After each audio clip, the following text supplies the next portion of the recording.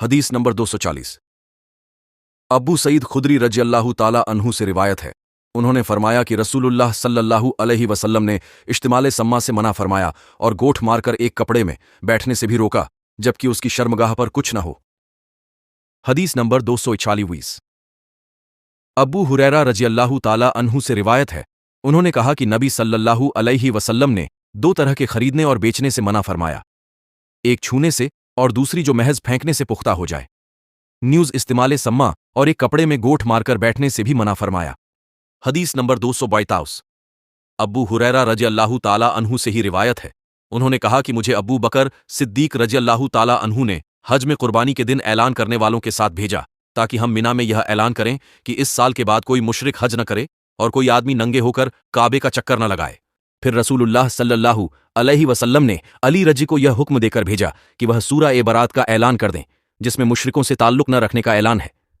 ابو ہریرہ رضی اللہ تعالی عنہ کا بیان ہے کہ علی رضی اللہ تعالی عنہ نے قربانی کے دن ہمارے ساتھ مینا کے لوگوں میں یہ اعلان کیا کہ آج کے بعد نہ تو کوئی مشکی حج کرے۔ حدیث نمبر 243 انس رضی اللہ تعالی عنہ سے روایت ہے کہ جب رسول اللہ صلی اللہ علیہ وسلم نے خیبر کا رخ کیا تو ہم نے فجر کی نماز خیبر کے نزدیک اول وقت ادا کی، پھر نبی صلی اللہ علیہ وسلم اور ابو طلحہ رضی اللہ تعالی عنہ سوار ہوئے۔ میں ابو طلحہ رضی اللہ تعالی عنہ کے پیچھے سوار تھا۔ نبی صلی اللہ علیہ وسلم نے خیبر کی گلیوں میں اپنی سواری کو ایڈ لگائی۔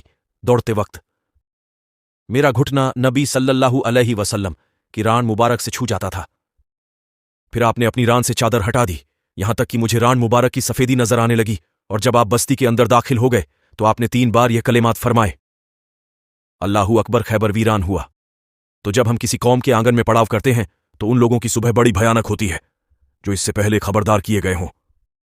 انس رضی اللہ تعالی عنہ کہتے ہیں، بستی کے لوگ اپنے کام کاج کے لیے نکلے تو کہنے لگے یہ محمد صلی اللہ علیہ وسلم اور ان کا لشکر آ پہنچا۔ انس رضی اللہ تعالی عنہ کہتے ہیں کہ ہم نے خیبر کو تلوار کے زور سے جیتا، پھر قیدی جمع کیے گئے تو دہیا رجی آئے اور عرض کیا، اے اللہ کے نبی صلی اللہ علیہ وسلم، مجھے ان قیدیوں میں سے ایک لونڈی عطا فرمائے۔ آپ نے فرمایا، جاؤ کوئی لونڈی لے لو۔ انہوں نے صفیہ بنت ہوئی رضی اللہ تعالی عنہا کو لے لیا۔ پھر ایک آدمی نبی صلی اللہ علیہ وسلم کی خدمت میں حاضر ہو کر عرض کرنے لگا، اے اللہ کے نبی صلی اللہ علیہ وسلم، آپ نے بنو قریظہ اور بنو نذیر کے قبیلے کی سردار صفیہ بنت ہوئی رضی اللہ تعالی عنہا کو دہیا رضی اللہ تعالی عنہا کو دے دی ہے، حالانکہ آپ کے علاوہ کوئی اس کے مناسب نہیں ہے۔ آپ نے فرمایا، اچھا دہیا رضی اللہ تعالی عنہا کو بلاؤ۔ چنانچہ وہ صفیہ رضی اللہ تعالی عنہا سمیت آپ کی خدمت میں حاضر ہوئے۔ نبی صلی اللہ علیہ وسلم نے جب صفیہ رضی اللہ تعالی عنہا کو دیکھا تو دہیا سے فرمایا، تم اس کے علاوہ قیدیوں میں سے کوئی اور لونڈی لے لو۔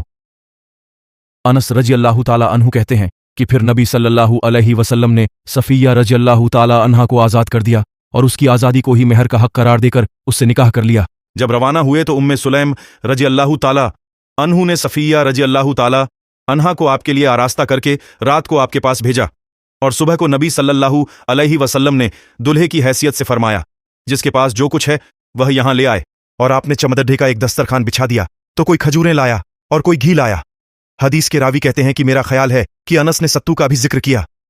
پھر انہوں نے ملیدہ تیار کیا اور یہی رسول اللہ کے ولیمے کی دعوت تھی۔